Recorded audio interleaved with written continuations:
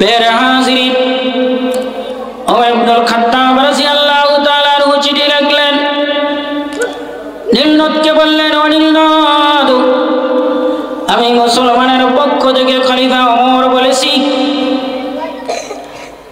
আমি ওমর আল্লাহর হুকুমে আদেশ করেছি,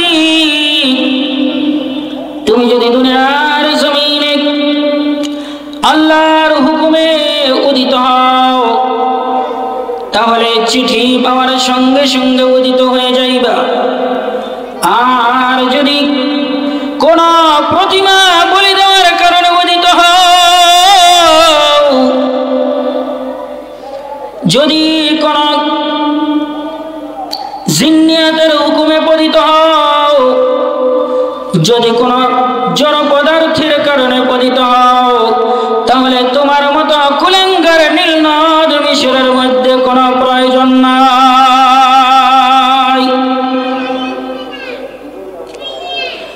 ওমর ইবনুল খাত্তাব রাদিয়াল্লাহু তাআলা আনহু এই কথা বলিয়া নীলনদকে যখন চিঠি লিখলেন, বুখারীর মধ্যে আমর ইবনুল আস রাদিয়াল্লাহু তাআলা আনহু বললেন, নীলনদের মাঝখানে চিঠিটা চাপা দিয়ে আসার আগে আগে নীলনদ থেকে পানি উত্তোলন শুরু হয়ে গেল।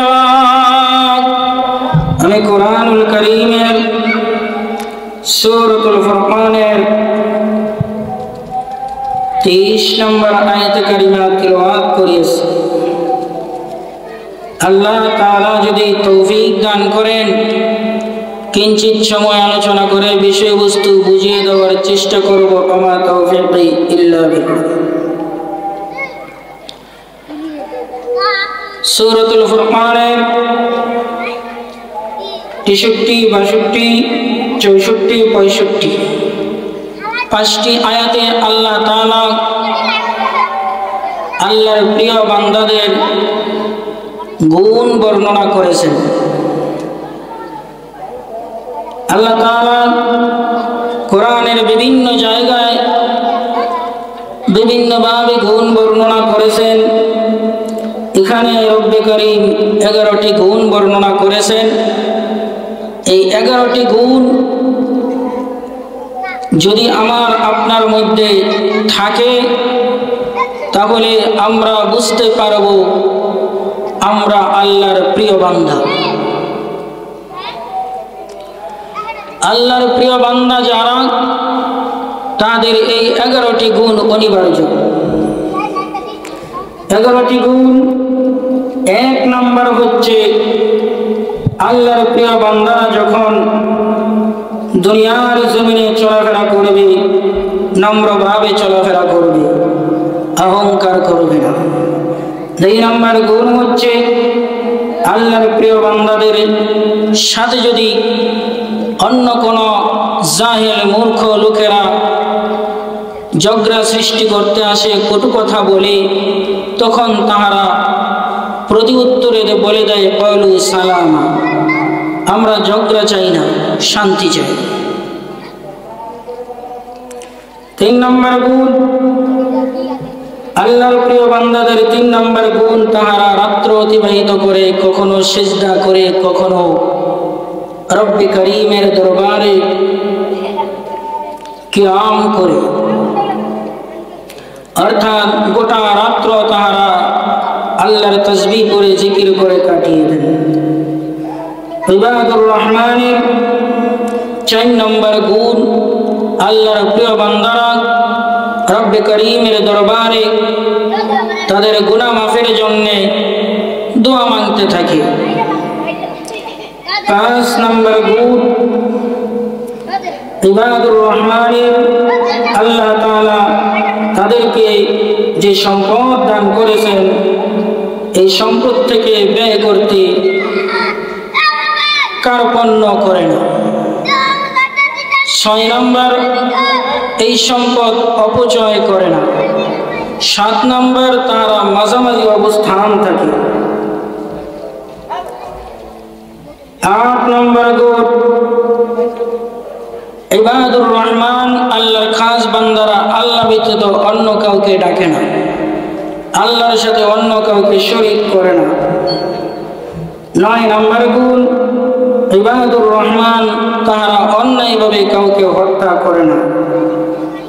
10 নম্বর গুণ তাহারা জেনা করে না, ব্যভিচার করে না। 11 নম্বর গুণ তাহারা মাঝামাঝি অবস্থান করে, বাড়ায় না কমায় না। 11টি গুণ আমি আমার জবান দ্বারা আমার ভাষায় বলেছি। আল্লাহ তাআলা তার ভাষায় কিভাবে বলেন কিঞ্চিত সময় বিষয়বস্তু ব্যাখ্যা করার চেষ্টা করব। মা তৌফিক ইল্লা বিল্লাহ। আল্লাহ রাব্বুল আলামিন বলেন ইবাদুর রহমান, আল্লাহর খাস বান্দাদের 1 নম্বর গুণ, আল্লাহর প্যারা বান্দার 1 নম্বর গুণ আল্লাযীনা ইয়ামশুনা আলাল আরদি, তারা যখন জমিনের মধ্যে চলাফেরা করে, জমিনের মধ্যে যখন তারা হাঁটাচলা করে, বসবাস করে, আল্লাহ পাক রব্বুল আলামিন বলেন অহংকার করে চলাফেরা করে না, নম্রভাবে ভদ্রভাবে চলাফেরা করে। গায়ে শক্তি আছে, এই জন্য তারা অন্যায়ভাবে অন্য কাউকে আঘাত করে না।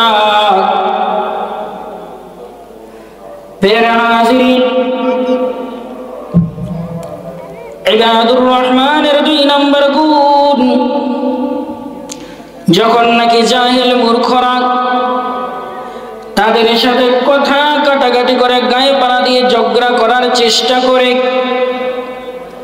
আল্লাহ পাক রব্বুল আলামিন বলেন তারা তাদের উত্তরে বলে ক্বালু সালামা,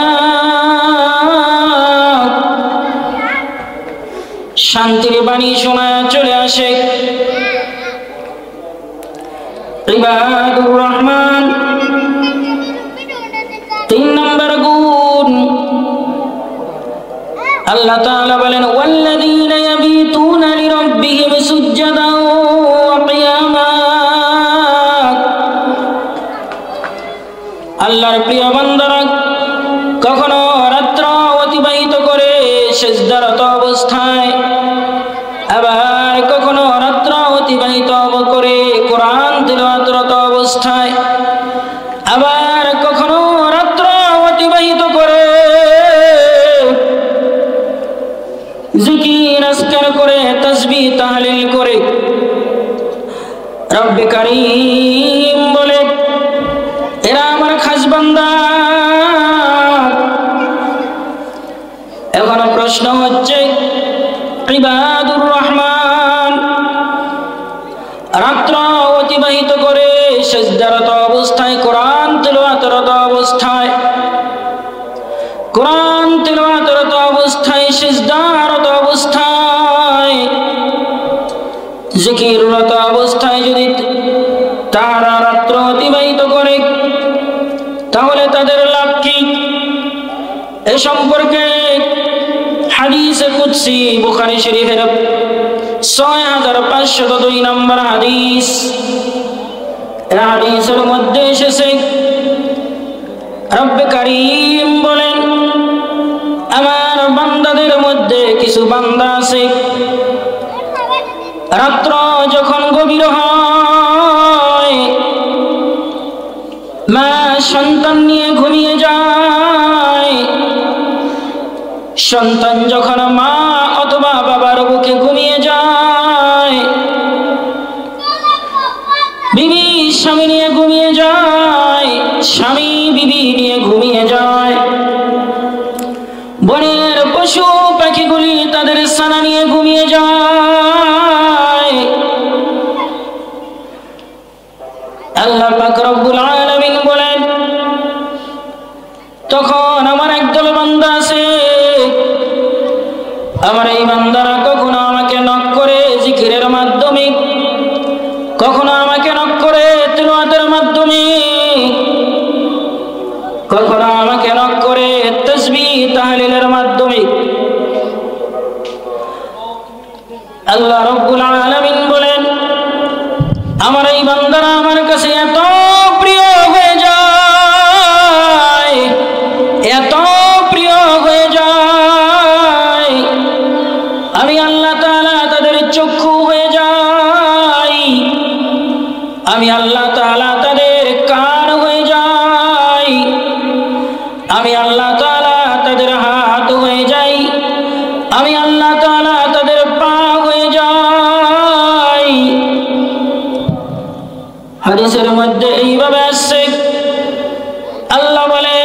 আমি আল্লাহ তাআলা তাদের হাত হয়ে যাই যা দ্বারা সে ধরে, আমি আল্লাহ তাআলা তাদের পা হয়ে যাই যা দ্বারা সে চলে, আমি আল্লাহ তাআলা তাদের চক্ষু হয়ে যাই যা দ্বারা সে দেখে। প্রিয় হাজিরিন, আল্লাহ পাক রব্বুল আলামিনের হাবিব তিনি বলেছেন, আল্লাহ পাক রব্বুল আলামিনের বান্দা জবান দ্বারা বলতে দেরি, আল্লাহ তার কথাটা কবুল করতে দেরি না।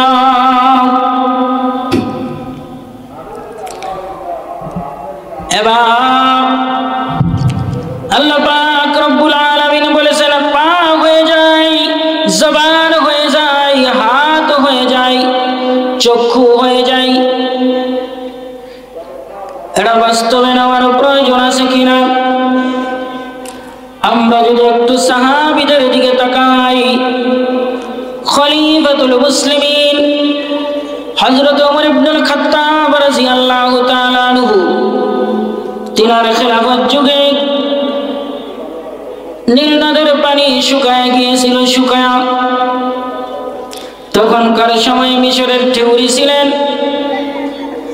নীল নদের পানি যদি শুকিয়ে যায়,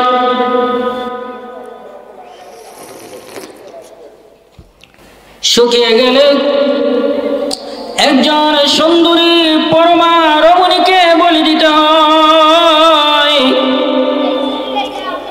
রমণীকে যদি বলি দেওয়া হয় তাহলে নীল নদ পানি উত্তোলন করে। আমর ইবনুল আস রাদিয়াল্লাহু তাআলা আনহু তখন গভর্নর ছিলেন মিশরের। আমর ইবনুল আস রাদিয়াল্লাহু তাআলা আনহু বললেন, মিশরের মধ্যে এই সমস্ত কার্যক্রম চলবে না, সমস্ত মানুষ সুখে থাকার জন্য, সমস্ত মানুষগুলি শান্তিতে থাকার জন্য একজন নিরহ মানুষকেও বলি দেওয়া যাবে না। এই কথা আমর ইবনুল আস রাদিয়াল্লাহু তাআলা আনহু খলিফাতুল মুসলিমিন হযরত ওমর ইবনুল খাত্তাব রাদিয়াল্লাহু তাআলা আনহুর কাছে পাঠাইলেন। ওমর ইবনুল খাত্তাব বললেন, যে কোনো ভাবেই হোক না কেন এই মহিলাকে বলি দেওয়া থেকে তুমি রক্ষা করো। আমর ইবনুল আস রাদিয়াল্লাহু তাআলা আনহু বললেন, আমিরুল মুমিনিন, পানির কি ব্যবস্থা হবে? তাহারা পানি চাচ্ছে। খলিফাতুল মুসলিমিন বললেন, পানির ব্যবস্থা হয়ে যাবে। এবার খলিফাতুল মুসলিমিনের কথায় ওই মহিলাকে হত্যা করা থেকে রক্ষা করলেন। মিশরের লোকেরা বললেন, আমাদের পানির ব্যবস্থা কি? আমর ইবনুল আস বললেন, তোমাদের পানির ব্যবস্থা হয়ে যাবে। খলিফাতুল মুসলিমিন নীল নদ সম্পর্কে একটা চিঠি লিখলেন। চিঠিতে শুরুতে লিখলেন, বিসমিল্লাহির রহমানির রহিম। বিসমিল্লাহির রহমানির রহিম, এটা হচ্ছে মুসলমানদের প্রথম কালেমা। বিসমিল্লাহির রহমানির দ্বারা শুরু করেছেন। আর বর্তমানে বিগত 17 বছরে মুসলমানদের সংবিধান থেকে বিসমিল্লাহকে উঠিয়ে দেওয়া হয়েছে। শুধু তাই নয়, বিগত 17 বছরে মুসলমানের সংবিধান থেকে আল্লাহর উপরে আস্থা বিশ্বাস উঠিয়ে দেওয়া হয়েছে। শুধু তাই নয়, বিগত 17 বছরে এই বাংলার জমিনে কুফরি মতভেদ সংবিধান, এই সংবিধানে ট্রান্সজেন্ডার নামে সমকামিতার কাজ বৈধ করে রেখেছেন। সুতরাং আমরা দৃঢ়তাহীন ভাষায় বলে দিতে চাই, যেই সংবিধান কুফরি মতভেদের সংবিধান, যেই সংবিধান ধর্ম নিরপেক্ষের সংবিধান, যেই সংবিধানে বিসমিল্লাহর কোনো জায়গা নাই, যেই সংবিধানের মধ্যে আল্লাহর উপর আস্থা এবং ভরসা কোনো জায়গা নাই, এই সমস্ত কুফরি সংবিধান বাংলার জমিন থেকে উৎখাত করে দিতে হবে। এজন্য ভাই, যারা সংবিধানে বসে আছে আমরা তাদের কাছে দাবি জানাই, তারা যারা কুফরি মতবাদের সংবিধান চেঞ্জ করে, কুফরি মতবাদের সংবিধান যদি চেঞ্জ না করা হয় তাহলে রক্ত দিতে হলে রক্ত দিব, জীবন দিতে হলে জীবন দিব, তারপরও বাংলার জমিনে কোরআনের সাথে সাংঘর্ষিক এমন সংবিধান চলতে যাওয়া যাবে না, যাবে না, যাবে না। প্যারে হাজিরিন, ওমর ইবনে খাত্তাব রাদিয়াল্লাহু তাআলা আনহু চিঠি লিখলেন, নীলনদকে বললেন, ও নীলনদ, আমি মুসলমানের পক্ষ থেকে খলিফা ওমর বলেছি, আমি ওমর আল্লাহর হুকুমে আদেশ করেছি, তুমি যদি দুনিয়ার জমিনে আল্লাহর হুকুমে উদিত হও তাহলে চিঠি পাওয়ার সঙ্গে সঙ্গে উদিত হয়ে যাইবা। আর যদি কোন প্রতিমা বলি দেওয়ার কারণে উদিত হও, যদি কোন জিন্নিয়াতের হুকুমে পতিত হও, যদি কোন জড় পদার্থের কারণে পতিত হও, তাহলে তোমার মতো কুলাঙ্গার নীলনদ মিশরের মধ্যে কোনো প্রয়োজন নাই। ওমর ইবনে খাত্তাব রাদিয়াল্লাহু তাআলা আনহু এই কথা বলিয়া নীলনদকে যখন চিঠি লিখলেন, বুখারীর মধ্যে আমর ইবনে আস রাদিয়াল্লাহু তাআলা আনহু বললেন, নীলনদের মাঝখানে চিঠিটা চাপা দিয়ে আসার আগে আগে নীলনদ থেকে পানি উত্তোলন শুরু হয়ে গেল। প্যারে হাজিরিন, হাদিসে কুদসিতে আল্লাহ বলেছেন যে আল্লাহর রাসূল বলেন, আল্লাহ বলেছেন আমি তাদের জবান হয়ে যাই। ওমর ইবনে খাত্তাব রাদিয়াল্লাহু তাআলা আনহু জবান দ্বারা পানি উঠার হুকুম করতে দেরি, রব্বে কারীমের হুকুমে পানি উত্তোলন হতে দেরি হয় না।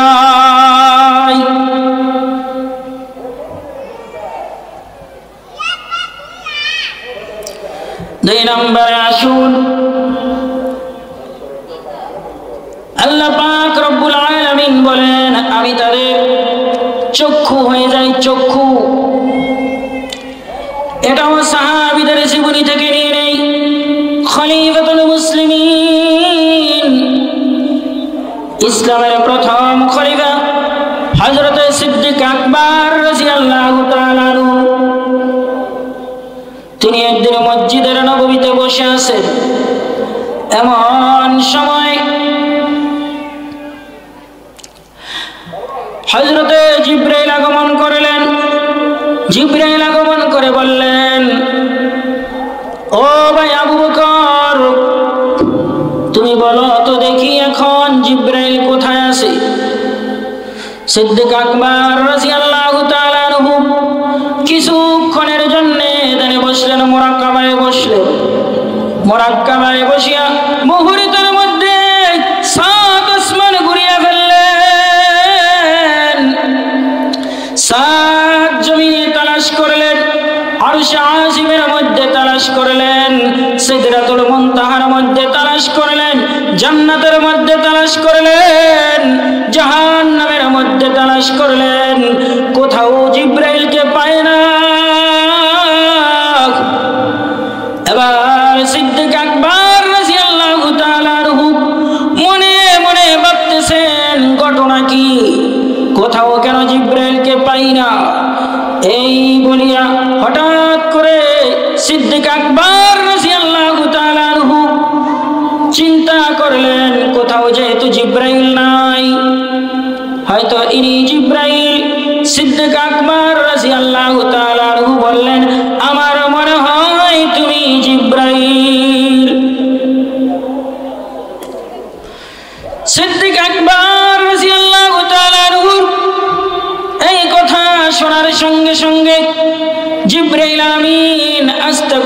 মুচকি হেসে দিলেন এবং বললেন, ও ভাই আবু বকর, কিভাবে তুমি বুঝলে আমি জিব্রাইল?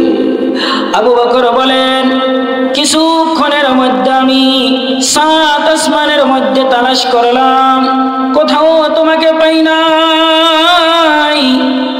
7 জমিনে তালাশ করলাম, কোথাও তোমাকে পাই নাই। অবশেষে জান্নাতে তালাশ করলাম, তোমাকে পাই নাই। জাহান্নামে তালাশ করলাম, তোমাকে পাই নাই। যেহেতু কোথাও তুমি নাই, এই জন্য আমি ভেবে নিলাম হয়তো তুমি জিব্রাইল।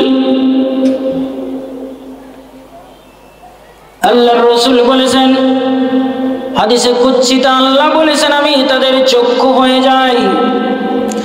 চক্ষু হয়েছে কিনা প্রিয় হাজিরিন, আল্লাহ তাআলা বলেন, আমি তাদের পা হয়ে যাই, পা। যারা রব্বে কারীমের দরবারে সারা রাত্র তাহাজ্জুদ গুজার অবস্থায়, জিকির অবস্থায় অতিবাহিত করে, আল্লাহ তাআলা বলেন আমি তাদের পা হয়ে যাই। সাহাবায়ে কেরামের দিকে একটু তালাশ করি। ওমর ইবনুল খাত্তাব রাদিয়াল্লাহু তাআলা আনহুর যুগে স্পেন জয় করার জন্য সৈন্যদল প্রেরিত হলেন। স্পেন সরকার শুনিয়া সমস্ত নৌকাগুলি 44 জারি করে ফেললেন, সমস্ত নৌকাগুলি আটকিয়ে ফেললেন, যাতে করে মুসলমান সৈন্যদল নদীর উপরে যেতে না পারে। মুসলমান সৈন্যদলের সেনাপতি তিনি সকলকে ডাক দিয়ে বললেন, আমরা তো আল্লাহর রাস্তার মুজাহিদ, আল্লাহর দ্বীন কায়েমের জন্য আমরা এসেছি। সুতরাং আমার মন চাই দেয় এই নদীর মধ্যে আমরা ঝাঁপ দিয়ে দিব আল্লাহর নাম লইয়া। আল্লাহর নাম নিয়ে নদীতে ঝাঁপ দিয়ে দিলে আল্লাহ পাক রব্বুল আলামিন কুদরতি ভাবে আমাদেরকে সাহায্য করবে। যেই কথা সেই কাজ। মুসলিম সেনাপতি সকলকে বললেন, ঘোড়ার উপরে উঠো, বিসমিল্লাহ আল্লাহু আকবার। জোরে বলি বিসমিল্লাহ আল্লাহু আকবার। বিসমিল্লাহ আল্লাহু আকবার বলিয়া ঘোড়াগুলি হাঁকাইয়া দিলেন। প্রত্যেকটা ঘোড়া মাটিতে যেভাবে দৌড়ায়, স্পেন সাগরের মধ্যে সেভাবে দৌড়ায়, দৌড়াইতে দৌড়াইতে উপরে গিয়ে উঠল। ইতিহাস সাক্ষী দেয় সাহাবীদের ঘোড়ার খুরার উপরে পানি উঠে নাই। আল্লাহ তাআলা বলেছেন আমি তাদের পা হয়ে যাই, পা হয়ে গেছে। পের হাজিরিন, আল্লাহ পাক রব্বুল আলামিন বলেন, আমার যে বান্দারা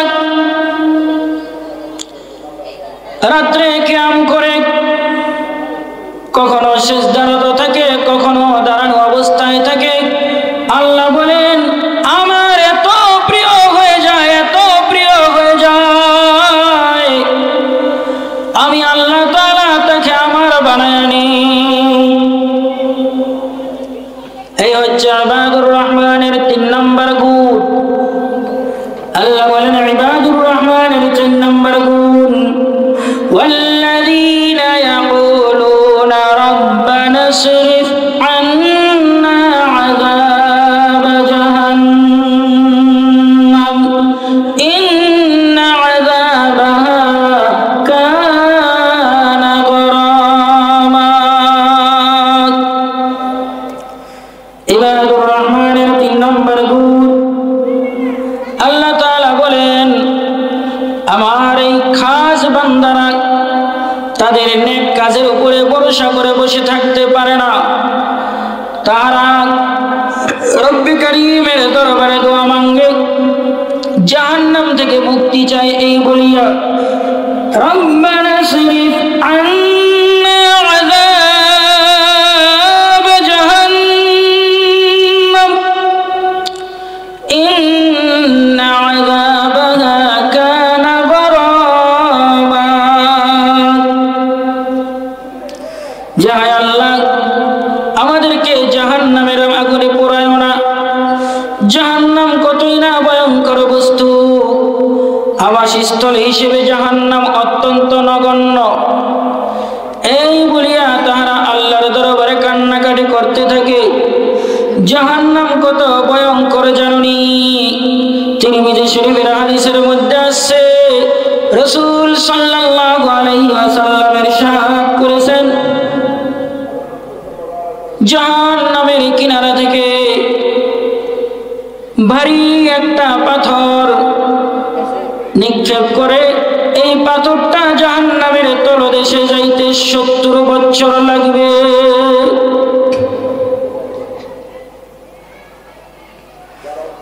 সাহাবীরা একদিন বসে আছেন, রাসূল বসে আছেন, এমন সময় হঠাৎ করে একটা বিকট শব্দ হলো। সাহাবীরা বললেন, ইয়া রাসূলুল্লাহ সাল্লাল্লাহু আলাইহি ওয়াসাল্লাম, ইহা কিসের শব্দ? রাসূল বললেন, আজ থেকে 70 বছর পূর্বে জাহান্নামের কিনারা থেকে পাথর নিক্ষেপ করেছে। আজকে 70 বছর পূর্ণ হয়েছে, পাথরটা গিয়া জাহান্নামের তলদেশে রয়েছে। কয় বছর? এই জন্য তাহারা জাহান্নাম থেকে আল্লাহর দরবারে পানাহ চায়। ইবাদুর রহমানের 5 নম্বর গুণ, আল্লাহ তাআলা বলেন, ওয়াল্লাযীনা ইযা আনফাকু লাম ইসরিফু। আল্লাহ তাআলা যে তাদেরকে ধন সম্পদ দিয়েছেন, এই ধন সম্পদ থেকে যখন তাহারা ব্যয় করতে গিয়ে কার্পণ্য করে না, ব্যয় করতে গিয়া তাহারা কখনো অপচয় করে না। পরিবারের যেখানে যা যা প্রয়োজন সেখানে তাহারা ব্যয় করে। লাম ইসরিফু ওয়া লাম ইয়াকতুরু, তাহারা অপচয় করে না, অপব্যয় করে না। কেননা আল্লাহ পাক রব্বুল আলামিন বলেছেন, অপচয়কারী শয়তানের ভাই। আল্লাহ তাআলা সূরাতুল বনী ইসরাঈলের 27 নম্বর আয়াতে বলেন, ইন্নাল মুবাযযিরিনা কানু ইখওয়ানাশ শায়াতীন।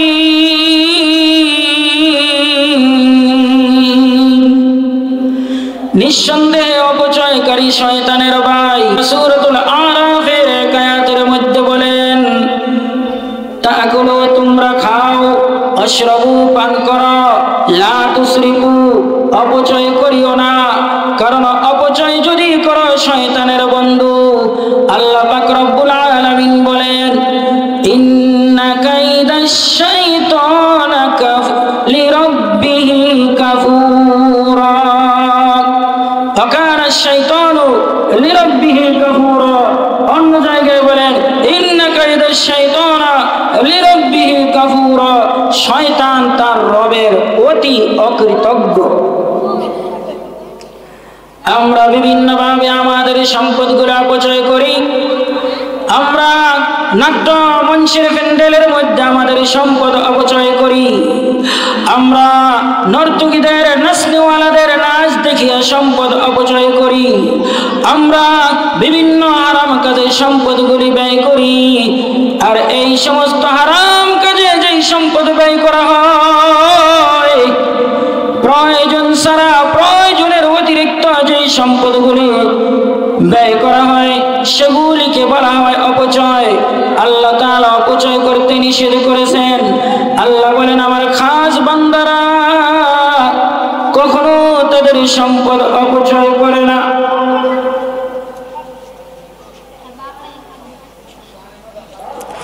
وكان بين ذلك قواما। 7 নম্বর গুণ তারা মাঝামাঝি অবস্থানে থাকে। কেননা ইসলামের মধ্যে মাঝামাঝি অবস্থান, ইসলামে বাড়াবাড়ি নাই, ইসলামে সারাসারি নাই, ইসলামে শুধু মাঝামাঝি। একদল লোক আছে ইসলামের মধ্যে ছাড়তে ছাড়তে কাটতে কাটতে সব কিছু কেটে ফেলে, আর একদল লোক আছে ইসলামের মধ্যে বাড়াবাড়ি করতে করতে করতে করতে আল্লাহর হাবিব সাল্লাল্লাহু আলাইহি ওয়াসাল্লামকে আল্লাহর সমতুল্য আসনের মধ্যে বসায়া দেয়। ঠিক কি না? এর হাজিরিন, আল্লাহ বলেন ইবাদুর রহমান, আমার খাস বান্দাদের অন্যতম একটা গুণ, তারা কখনো বাড়াবাড়ি করে না। নবী নূরের তৈরি নাকি মাটির তৈরি, নবী গায়েব জানে নাকি গায়েব জানে না, এই সমস্ত জিনিস নিয়ে তারা বাড়াবাড়ি করে না। এবার আল্লাহ বলেন ইবাদুর রহমান, ইবাদুর রহমানের 8 নম্বর গুণ ওয়াল্লাযীনা লা ইয়াদউনা মা'আল্লাহি ইলাহান আখার। আল্লাহ তাআলা বলেন তারা আল্লাহকে ডাকে, অন্য কাউকে শরীক করে না, রব্বে কারীমের সাথে অন্য কাউকে শরীক করে না। আমাদের মধ্যে এমন কিছু লোক রয়েছে রব্বে কারীমের সাথে অন্য কাউকে শরীক করে, তাদের পীর বাবাকে শরীক করে, তাদের মুর্শিদ বাবাকে শরীক করে, তাদের চুল্লা বাবাকে শরীক করে, তাদের জোট্টা বাবাকে শরীক করে। এই সব কিছু শিরক। তারা কিছু চাওয়ার হলে আল্লাহর দরবারে চায়, সাথে পীরের দরবারে গিয়ে সেজদায় পড়ে কান্নাকাটি করে। কিছু লোক আছে মাজারের মধ্যে গিয়ে মান্নত করে, বাবার নামে মান্নত করে, বাবার নামে। আর এই বাবার নামের মান্নতের খিচুড়ি, এই বাবার নামের মান্নতের সিন্নি, এই বাবার নামের মান্নতের গরুগুলি এক প্রকারের মুসলমান আছে তাহারা খায়। আবার এই মুসলমান মসজিদে নামাজ পড়ে, এই মুসলমান ঈদগাহে নামাজ পড়ে, এই মুসলমান রোজা রাখে, মুসলমানদের সাথে চলাফেরা করে। আল্লাহ পাক রব্বুল আলামিন বলেন যাহারা শিরক করে তাহারা মুসলমানিত্ব থাকে না। জোরে বলুন ঠিক কিনা ঠিক? এ সম্পর্কে আল্লাহ পাক রব্বুল আলামিন সূরা আলে ইমরানের ৭৮ নম্বর এবং ১১৬ নম্বর আয়াতে ওয়াজ করেন। আল্লাহ বলেন ইন্নাল্লাহা লা ইয়াগফিরু আন ইউশরাকা বিহি ওয়া ইয়াগফিরু মা দুনা যালিকা লিমান ইয়াশা ওয়া মান ইউশরিক বিল্লাহি ফাকাদ ضَلَّ ضَلَالًا بَعِيدًا।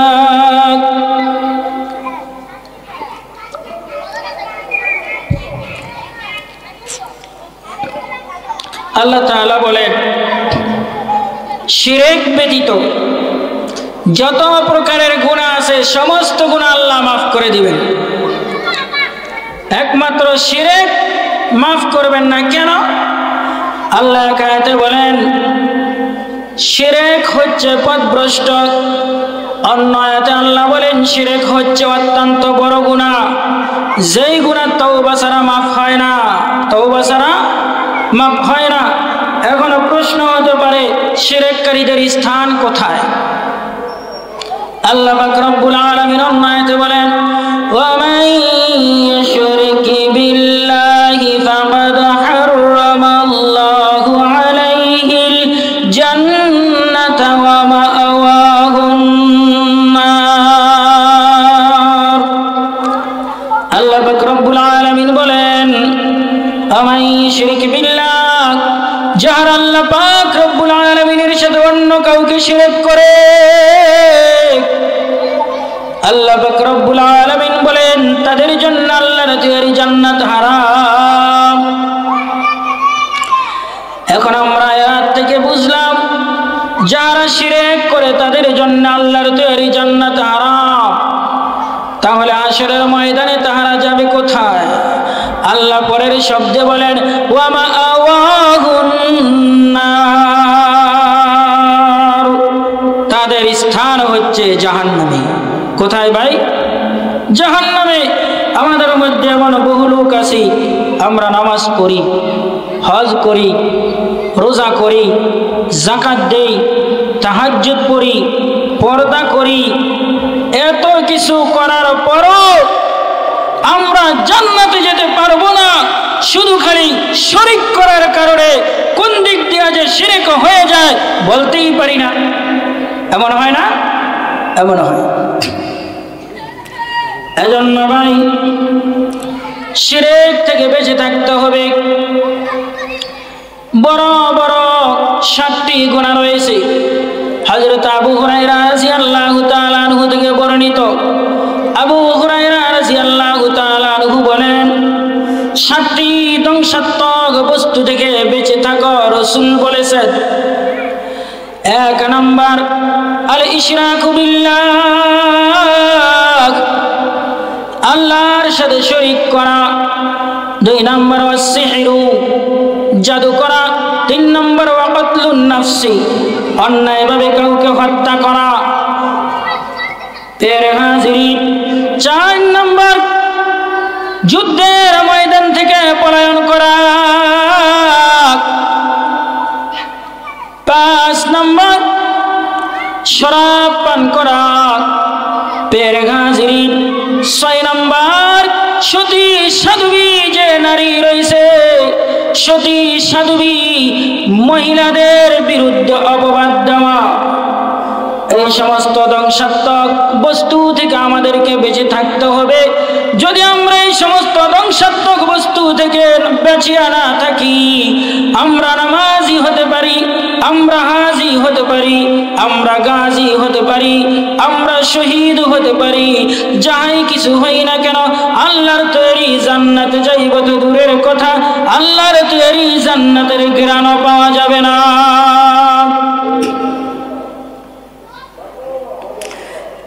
এরপরে 10 নাম্বার গুণ আল্লাহ বলেন ওয়ালা ইয়াকতুলুনান নাফসাল্লাতী হারামাল্লাহ, আমার খাস বান্দা যারা রয়েছে তারা অন্যায়ভাবে মানুষ হত্যা করতে পারে না। আমরা বিভিন্ন জনে বিভিন্নভাবে মানুষ হত্যা করি। কোনোভাবে মানুষ, আমরা অনেকে নিজেদের সন্তান হত্যা করি। লা ইয়াকতুলুনান নাফসাল্লাতী হারামাল্লাহু ইল্লা বিল হাক্কি, এই শব্দখানির তাফসীরে এক হাদিস এনেছে। রাসূল সাল্লাল্লাহু আলাইহি ওয়াসাল্লাম বলেছেন যে মা তার সন্তানকে হত্যা করে, বাবা তার সন্তানকে হত্যা করে। প্রশ্ন হতে পারে মা কিভাবে তার সন্তানকে হত্যা করে, বাবা কিভাবে তার সন্তানকে হত্যা করে? তাফসীর ইবনে কাসীরের মধ্যে এসেছে যে মা মনে মনে চিন্তা করে, বাবা মনে মনে চিন্তা করে, আমার 2 থেকে 3টা সন্তান হয়েছে, এখন এই সন্তান বেঁচে গেছে, এই সন্তান যদি দুনিয়ার জমিনে আসে তাহলে এই সন্তানের ভরণ পোষণ আমি দিতে পারবো না। এই সন্তান আমার সাথে খানা খাবে, এই সন্তান আমার কাছে ভরণ পোষণ চাইবে, এই সন্তানের ভরণ পোষণ দেওয়া আমার জন্য সম্ভব নয়। এই সমস্ত অনুভূতি ভিতরের মধ্যে আনিয়া যাহারা জন্ম নিয়ন্ত্রণ কাজ করে, মনে রাখবেন তাহারা নিজের সন্তানদেরকে হত্যা করল। এজন্য ভাই, এটা পশ্চিমাদের কালচার, পশ্চিমারা ঢুকায় দিছে, ছেলে হোক মেয়ে হোক 2টা হলে ভালো, 2টাই যথেষ্ট, একটা হলে আরো ভালো। কিন্তু যাহারাই স্লোগান দেয় দেখবেন তাহারাই 10টা 5টা 20টা করে সন্তান দেয়। আমাদের পার্শ্ববর্তী দেশ ভারতে দেখেন, তাহারাই বলে 2 সন্তান হলে সবচেয়ে ভালো, তারা এক একজন 10টা 5টা 7টা করে সন্তান দেয়। আমেরিকায় দেখেন এক একজনের সন্তান 5, 7, 10 এমনকি অসংখ্য সন্তান রয়েছে। তাহারা কেন করেছে জানেন? মুসলমানের জনশক্তিগুলি নিবৃত করে দেওয়ার জন্যে তাহারা চিন্তা করতেছে মুসলমান যেভাবে দুনিয়ার জমিনে বাড়তেছে যদি এইভাবে বাড়তে থাকে, আবার যদি তাহারা সন্তান এক একজনে 10টা 12টা করে জন্ম দেয়, 5টা 4টা করে জন্ম দেয়, তাহলে মুসলমান একদিন এত জনসংখ্যা হবে, এখন 250 কোটি মুসলমানের সাথে কুলায় উঠতে পারে না। যদি 500 কোটি 400 কোটি মুসলমান হয়, তাহলে কাফের মুশরিক বেঈমানেরা মুসলমানের সাথে কথা বলার চুকরাঙ্গাইয়া কথা বলার সাহস পাবে না। জোরে বলুন ঠিক কিনা বা ঠিক? এটা কৌশলে মুসলমানকে কাহিল করে, এটা মুসলমান বুঝে না। ভারতের এক মন্ত্রী কিছুদিন আগে বলে যে মুসলমান 1947 সালে ভারতে মুসলিম ছিল মাত্র 20%, 71-এ মুসলিম হয়েছে 27%, এখন মুসলিম হয়ে গেছে 35 থেকে 37%। সে বলছে আর যদি 1 যুগ অথবা 5-10 বছর এভাবে মুসলমান সন্তান বাড়াতে থাকে, তাহলে ভারতের মধ্যে মুসলমান সংখ্যালঘু থাকবে না, মুসলমান সংখ্যা গুরু হয়ে যাবে। আসলে সে ঠিক বলছে। কি বলছে? সে বলছে জন্ম ঠেকাতে হবে। কি ঠেকাতে হবে? জন্ম ঠেকাতে হবে। মুসলমান বাইরে গেলে তো ভারতে মুসলমানদের উপরে অত্যাচার করতে পারবে না, ঠিক কিনা বে ঠিক?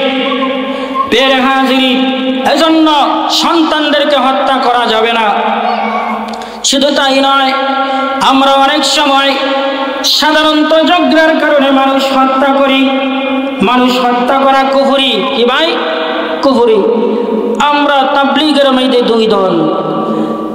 আল্লাহ হত্যা করা হারাম করেছেন। আল্লাহ সূরাতুল মাইদার মধ্যে 6 নম্বর পারার 12 নম্বর পৃষ্ঠায় বলে মিন আজলি যালিক কাতাবনা আলা বনি ইসরাঈল, আমি বনি ইসরাঈলদেরকে লিখিত বিধান দিচ্ছি, আন্নাহু মান কাতালা নাফসান বিগাইরি নাফসিন আও ফাসাদিন ফিল আরদি। লিখিত বিধানটা কি? জমিনের মধ্যে অন্যায়ভাবে কাউকে হত্যা করবা না। যে লোক কোন দুনিয়াতে কোন ফাসাদ সৃষ্টি করে নাই, এমন কোন কর্মকাণ্ড করে নাই যে কর্মকাণ্ড করার কারণে তাকে হত্যা করা হালাল, এমন কর্মকাণ্ড ব্যতীত যাহারা হত্যা করে, আল্লাহ তাআলা বলেন আন্নাহু মান কাতালা নাফসান বিগাইরি নাফসিন আও ফাসাদিন ফিল আরদি ফাকান্নামা কাতালান নাস জামিআ। আল্লাহ তাআলা বলেন ওই বান্দা অন্যায়ভাবে একজনকে যদি হত্যা করে, তাহলে সেজন্য গোটা মানুষকে হত্যা করলো। ওমান আহিয়াহা ফাকান্নামা আহিয়ান নাস জামিআ। আর যদি একজনকে নিরপরাধ মানুষকে যদি হত্যা থেকে বাঁচায় দেয়, তাহলে সে যেন গোটা মানুষকে হত্যা থেকে বাঁচায় দিল। হত্যা হারাম করেছে কে ভাই? আল্লাহ। তো আমরা যে সাধারণ তাবলীগ মুবাহ জিনিসটা নিয়া একজন আরেকজনের উপরে চড়াও হইয়া অন্যায়ভাবে ঘুমন্ত অবস্থায় নিবৃত অবস্থায় দাও ছুরি নিয়া মানুষগুলিকে পাড়ায়া পাড়ায়া মেরেছি, এটা কি মুসলমানদের কাজ নাকি সন্ত্রাসীদের কাজ? জোরে বলুন। এটা 1 নম্বর সন্ত্রাসীদের কাজ। আমাদের এলাকার সন্ত্রাসগুলি রাতের আধারে, চোরগুলি রাতের অন্ধকারে, ডাকাতগুলি রাতের অন্ধকারে মানুষের ঘরের ভিতরে গিয়া আচ্ছা করে পিটায়, ঠিক কিনা বেঠি? চোরের যেই কাজ তারাও রাতের অন্ধকারে গেছে, তাহারও রাতের আধারে গেছে। মানুষ ঘুমিয়েছিলেন, ঘুমন্ত অবস্থায় গেছে, যে ঘুমন্ত অবস্থায় অন্য কোনো প্রাণীকে আক্রমণ করে না। আর মানুষ হয়ে, শুধু মানুষ নয় মুসলমান হয়ে মুসলমানদের উপরে ঘুমন্ত অবস্থা আক্রমণ করেছে। আমি তো বলি তাহারা মানুষ না, তাহারা মানুষ নামে পশুর চাইতে বেশি নিকৃষ্ট। যারা বলুন ঠিক কিনা বেঠিক? এজন্য আল্লাহ বলেন উলাইকা কাল আনআমি বাল হুম আদল। তাহারা পশুর চাইতো নিকৃষ্ট, তারা পশুর চাইতো নিকৃষ্ট। না হলে সাধারণ জিনিস নিয়ে বড় এক গুনাহ, কবিরা গুনাহ করে কিভাবে? এজন্য এদের খপ্পর থেকে আমাদের বেঁচে থাকতে হবে। বাংলার জমিনে এই সমস্ত খনিদার তাবলীগ চলতে পারে না, চলতে দেওয়া যাবে না। জোরে বলুন ঠিক কিনা বেঠিক? আল্লাহ পাক রব্বুল আলামিন যতটুকু কথা বললাম ততটুকুর উপর আমল করার তৌফিক দান করুন।